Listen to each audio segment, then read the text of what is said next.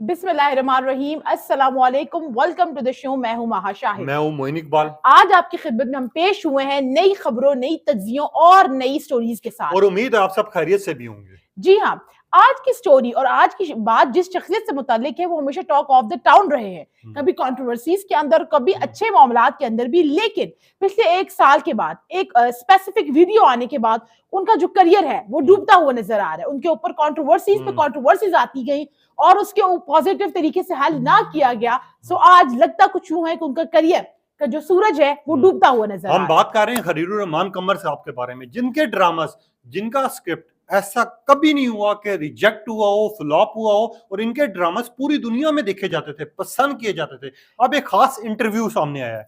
उनकी स्टेटमेंट्स जो है वो हमेशा फ्लॉप भी होती रही, रिजेक्ट भी होती, लेकिन ड्रामाज हमेशा टॉक ऑफ द टाउन बने और हिट के ऊपर एक हिट वो देते रहे और हमेशा आवाम के दिलों में उनके ड्रामाज और उनकी लिखाई जो है वो मोहब्बत समेटती अच्छा, रही। एक दफा फिर से उनका इंटरव्यू आया है। बहुत सी एक्ट्रेस के बारे में उनसे सवालात किए गए, उनके ड्रामास के बारे में बात की जाए, मगर आप भी सुन के हैरान होंगे कि इस दफा खलीलुर रहमान कमर साहब ने एक बंदे की तारीफ कर दी है। खलीलुर रहमान कमर इस किस्म के जो है शख्सियत हैं, इस किस्म की शख्सियत के मालिक हैं जो कभी किसी एक्ट्रेस के बारे में गुफ्तगू करें तो कुछ पॉजिटिव या कुछ प्रोग्रेसिव किस्म की गुफ्तगू नहीं होती, हमेशा कोई ना कोई उसके अंदर लूप होल मौजूद होता है। खलीलुर रहमान कमर साहब खुद भी ये कहते हैं कि मुझे कंट्रोवर्सीज पसंद है, मैं सच बोलता हूँ, अवाम को अच्छा लगे या झूठा लगे, मेरा काम है सच बोलना। अगर तो वो तनकीद करता तो वो तनकीद भी मुझे अच्छी लगती है। लेकिन आज की जो खबर है, आज की जो बात है, वो उस एक्ट्रेस के बारे में है कि जिनके बारे में खलीलुर रहमान कमर भी कह रहे हैं कि बहुत अच्छी और पायदार एक्ट्रेस है। अच्छा, पूरा माजरा आप तक रखेंगे और बात करेंगे खलीलुर रहमान कमर साहब के बारे में कि एक इंटरव्यू है,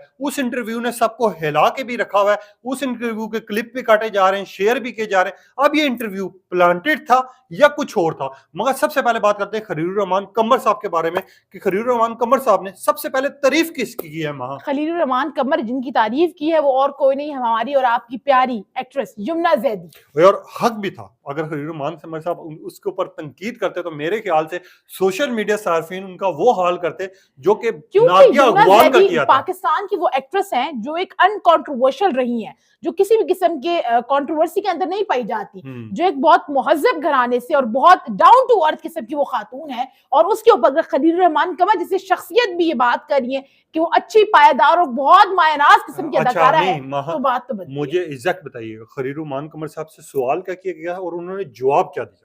उनसे जो है डिफरेंट एक्ट्रेसेस के मुतालिक जो है वो सवालात किए गए, नाम लेकर बार बार पूछा गया। कुछ के ऊपर उनके बहुत नेगेटिव कमेंट्स थे, कुछ के ऊपर उन्होंने क्लियर कट कह दिया कि मैं इनको पहचानता नहीं, मैं इनको जानता नहीं। लेकिन जब बात यमुना जैदी की है तो खलीलुर रहमान कमर खुल कर आए, पॉजिटिवली खुल कर आए, उनके मुतालिक उनकी पजीराई की, उनको कहा कि एक बहुत बायनाज अदाकारा है और जो बहुत अच्छा काम कर रही है। उन्होंने मेरे ड्रामे भी किए हैं और मैं अभी भी उनके साथ ख्वाहिशमंद हूं। अच्छा, खलीलुर रहमान कमर साहब की अगर मैं एक बात करूं और साथ ही उससे पहले यमुना जैदी की बात करूं, यमुना जैदी वाहिद पाकिस्तान की वो एक्ट्रेस बन चुकी हैं जिनका सीनियर से सीनियर अदाकार लेके जूनियर से जूनियर अदाकारा की बात की जाए तो सब लोग इनकी तारीफ करते हैं, चाहे वो बच्चा हो चाहे बड़ा हो। और इनकी खास बात ये है जितने ड्रामास भी सिलेक्ट करती हैं, जितने भी ड्रामास में काम करती हैं, खास तौर पे इससे पहले भी इंटरव्यू आया था सानिया सईद का, उन्होंने कहा था कि मुझे यमुना पसंद इस वजह से कि वो हमेशा कोई डिफरेंट रोल में आती है सामने और उस रोल में बहुत ज्यादा मेहनत लगती है। मैं इस बात को सेकंड भी कर दूं। दूसरी बात कि यमुना की ड्रेसिंग हमेशा टॉक ऑफ द टाउन बनी रही।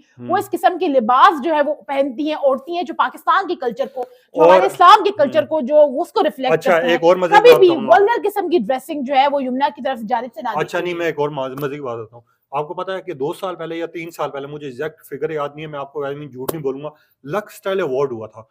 बहुत से लोग आए थे जिसमें से हमारी पाकिस्तानी जितनी एक्ट्रेस है ऐसा कोई नहीं था जिसका जिस्म नजर ना हो। यमुना जैदी उसमें जब पूरे कपड़े पहन के गई है और अवार्ड जीते उन्होंने, खास तौर पे 2023 की ये बात कर रहा हूँ, ठीक है, अवार्ड जीते ना, तो खलीलुर रहमान कमर साहब ने यमुना जैदी पे एक कमेंट किया था कि नंगे होने वाले हार गए, पूरा लिबास पहनने वाले जीत भी गए। बिल्कुल, और शायद ये वजह है कि लोगों के दिलों में यमुना बहुत जो है वो जगह रखती है, मोहब्बत से बैठती है। अच्छा, सेंटेंस आगे पीछे हो सकता है, सेंटेंस आगे पीछे बिल्कुल हो सकता है। एक तरफ तो हमने यमुना की बात की, यमुना को बताया कि खलील रहमान ने उनके बारे में क्या स्टेटमेंट की।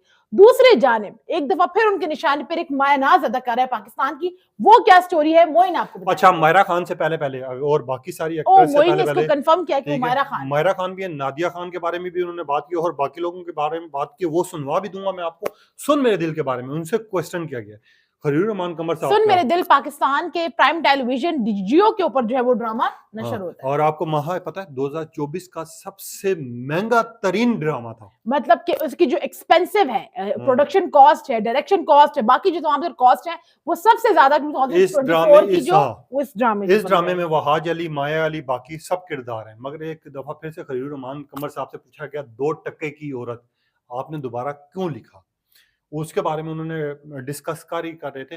उन्होंने ना जियो वालों को ब्लेम दे दिया।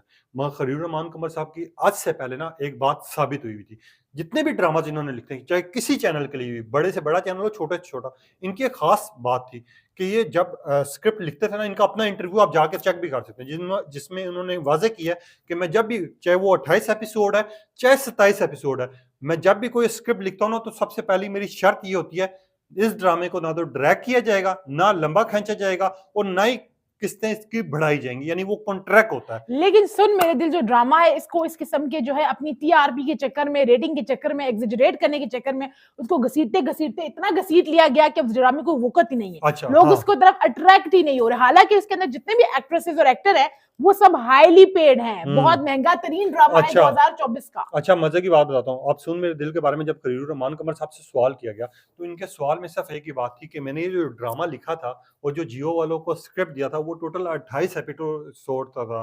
अब इसकी एपिसोड जो है 30 चल चुकी है। ठीक है, मेरी जुबान थोड़ी सी हकलाई है जिसमें महा हंसी है। खैर है, ये थोड़ी बहुत गलतियां होती रहती है मगर इन्हीं से बंदा सीखता है। नहीं, मैं आपकी गलती पे बिल्कुल अच्छा, नहीं हंसी। इनसे पूछा गया नेक्स्ट सवाल खलील रहमान कमर साहब से। अब ये इंटरव्यू मुझे लग रहा था बेसिकली खलील रहमान कमर साहब से इन दिनों जो भी इंटरव्यूज लिए जा रहे हैं ना महा, वो सिर्फ ना किसी को टारगेट करने के लिए लिए जा रहे हैं। वो मुझे जो बेसिकली लगता है व्हिच आई थिंक इज कि ये वो जो व्यूज का चक्कर है, रीच का चक्कर है, डॉलर्स का चक्कर है, उस चक्कर में यूट्यूबर्स जो है वो अंधाधुन जो है इधर की बात उधर कट करके लगा देते हैं, रील्स बना देते हैं और बगैर सोचे समझे कि किसी की लाइफ को किस तरह अफेक्ट हो रहा है। हाँ। खलील रहमान कमर की गलती होगी, लेकिन जो यूट्यूबर्स हैं जो डॉलर्स के पीछे बिल्कुल पागल हो चुके हैं वो भी यूट्यूबर्स को भी नहीं दूंगा। क्लिप्स काट काट के वो लगाते हैं और जो बाद में गलत साबित होती है। कुछ लोग प्लेंटेड होते हैं। मैंने आज से पहले देखा जितनी पॉडकास्ट आई हैं, जितना भी पॉडकास्ट है, आप लोग इस बात से एग्री करेंगे, जब भी वो किसी गेस्ट को बुलाते हैं ना, वो कुछ ना कुछ जानने के लिए, कुछ ना कुछ निकलवाने के लिए, ताकि दूसरे के बारे में बात करें, हम जो है खबरों की जिन्नत बने, हमारा जो है नाम बने, पहचान बने और हमने ये काम कर दिया। हम मुझे तो पॉडकास्ट पे ये लगता है। मगर जब खलील रहमान कमर साहब से स्ट्रेट अवे नादिया खान के बारे में पूछा गया, नादिया खान वो हैं जो ड्रामास के बारे में गालिबन आपने मायरा खान और नादिया खान दोनों को कहा था, तो प्लीज। तो नादिया खान के बारे में पूछा गया, खलील रहमान कमर साहब की ये बात पे मैं उनको अप्रिशिएट जरूर करूंगा कि उन्होंने एक साफ वाजे की, ना मैं इनको जानता हूँ, ना मैंने इनके साथ काम किया, तो मैं इस मौजू पे बात नहीं करूंगा। It's better not to speak on it. इस बात पे मैं खलील रहमान कमर साहब को अप्रिशिएट करूंगा और मैं खुद बहुत बड़ा फैन हूं, मैं उनके ड्रामास पसंद करता था। मगर दूसरी साइड पर मायरा खान जो पाकिस्तान की मायानाज अदाकारा है, उनके बारे में किस किस्म की गुफ्तगू की गई, किस किस्म के अल्फाज का चुनाव किया गया, मोइन आपको बताएंगे। उससे पहले बॉडी लैंग्वेज आपने खलील रहमान कमर साहब की देखी थी, हद से ज्यादा अपसेट वो बंदा लग रहा था, परेशान। जाहिर है पिछले 1 साल के अंदर जो इंसान जवाल की सीढ़ी के ऊपर चल रहा हो और वो गिरते गिरते गिरते इतनी पस्ती में आ गया, आप उसे क्या एक्सपेक्ट कर सकते हैं? उसके मोराल आप क्या, उसके एथिक्स आप किस तरह से? अच्छा, मुझे ऐसा लग रहा था ना जैसे वो खलील रहमान कमर साहब जिस तरह किसी बंदे को बंदूक की नोक पे ना बिठाया हो। आपको मैं दिखा भी देता हूँ, हल्का सा आप सुनवा भी देता हूँ। चंग कॉपीराइट का इशू है, असल बात है, और ये चैनल कुछ खास है जो हमें ना मौका मिलना चाहिए उनको। मेरा ख्याल है कि मोइन बता ही दें बजाय ये देखिएगा, तो ड्रैग हो जाती है। ये देखें खलील रहमान कमर साहब, मरीना खान, ये नादिया खान। मैंने कभी काम ही नहीं किया उनके साथ। आप ये खलील रहमान खान की अगर आप बॉडी लैंग्वेज देखें ना तो ऐसा लग रहा है जैसे बंदा बहुत अरसे के बाद कहीं इंटरव्यू देने के लिए वो अनजान हो। अब जब मायरा खान के बारे में इनसे सवाल किया गया, ठीक है, मायरा खान के बारे में इन्होंने कहा, अच्छा, इनकी एक अच्छी बात थी इस इंटरव्यू में, मायरा खान पे इन्होंने एक कमेंट पास किया। क्या कमेंट था कि मायरा खान के साथ मेरे लाख इख्तलाफात होंगे, मुझे पर्सनली वो पसंद नहीं है, लेकिन मैं उनके साथ प्रोजेक्ट करना पसंद करूंगा और मेक श्योर करूंगा कि मैं उनके साथ एक प्रोजेक्ट करूं।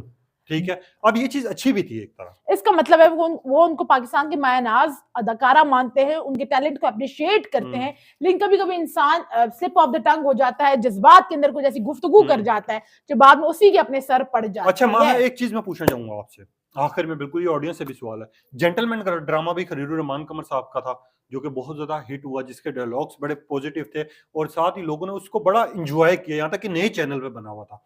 एक साइड पर सुन मेरे दिल जा रहा है, हद से ज्यादा शराब भी दिखाई जा रही है, बाकी चीजें भी दिखाई जा रही हैं, इसमें हम लोग अलग से वीडियो भी करेंगे, ठीक है। आपको कौन सा पसंद है? एक में यमुना जदी और हुमायूं सईद के जेंटलमैन, जिसकी बात आप पहले कर भी रही थी, ठीक है, और दूसरी साइड पर वहाज अली, माया अली। मुझे इन दोनों में से कोई नहीं पसंद आया। मुझे जो पसंद आया था वो था मेरे पास तुम हो, और मैंने उसको रिपीटेड पे देखा और अभी भी मैं देखती हूँ, जो मेरा दिल करता है। वैसे एक तो बात मेरा कहूं? फेवरेट तो वही ड्रामा नहीं, था, मैं एक बात और मेरी कहूं? अम्मा का फेवरेट भी वही ड्रामा है। नहीं। वो अभी भी मैं खोल एक के बात आपको यूट्यूब वाजे वही करूं, देखती मैं हैं। वाजे करूं, अभी थोड़ी देर पहले ना क्या ही थी यार, वो यमुना जदी और हुमायूं सईद का जो ग्रीन एंटरटेनमेंट में ड्रामा आया था ना, उसके डायलॉग्स बड़े इम्पैक्टफुल पल्ले थे। इम्पैक्टफुल होंगे, लेकिन जो पसंद मुझे आया, जिसको देख के मुझे मजा आता है, एंजॉय कर, दैट इज मेरे पास तुम। मुझे खैर। वो बड़ा पसंद है। आप अब कमेंट सेक्शन में बताएं कि आपको उनके ड्रामे कौन से पसंद है, और क्या आप उनकी इन स्टेटमेंट से इत्तेफाक करते हैं, या आप समझते हैं कि ये महज एक कंट्रोवर्सी में रहने का, मीडिया में टॉक ऑफ द टाउन रहने का एक तरीकेकार है। अच्छा, अब मैं आखिरी में बिल्कुल एक चीज जल्दी वाजे जल्दी करना जल्दी चाहूंगा। नहीं, बताएं। मैं जल्दी नहीं बताना चाहता। जल्दी मैं बता दे, कम से माम कम बोल थोड़ा रही है। बता। 2 सवाल मेरे, जिन्होंने ये इंटरव्यू देखे हैं, क्लिप्स देखे हैं, वो खरीर रहमान कमर साहब की बॉडी लैंग्वेज और उनका जिस तरह का बात करने की गुफ्तगू थी, वो कभी भी ऐसी नहीं थी जैसी उन्होंने की है। क्या लग रहा है आपको? पहली चीज तो ये।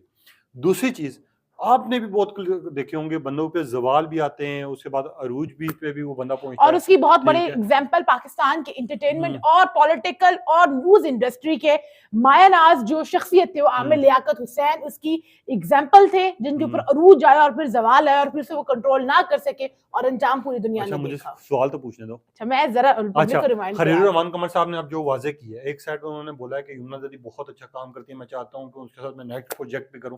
क्या कहेंगे, आपको करना चाहिए, नहीं करना चाहिए? और दूसरी बात ये, अगर 2 ड्रामास आपके सामने रख दीजिए, खरीर रहमान कमर साहब का ये जो इंटरव्यू था, सुन मेरे दिल और जेंटलमैन, किसको ज्यादा पसंद करेंगे आप? अपनी कीमती राय का इज़हार कीजिएगा। कमेंट सेक्शन में अपनी राय का इजहार जरूर कीजिएगा। हमारे चैनल को like, comment, share and subscribe कर लें, और बेल आइकन को प्रेस कर लें। लाजमी। मुझे और मोइन को दीजिए इजाजत। इंशाल्लाह एक नई वीडियो में आपसे फिर मुलाकात होगी। अल्लाह हाफिज।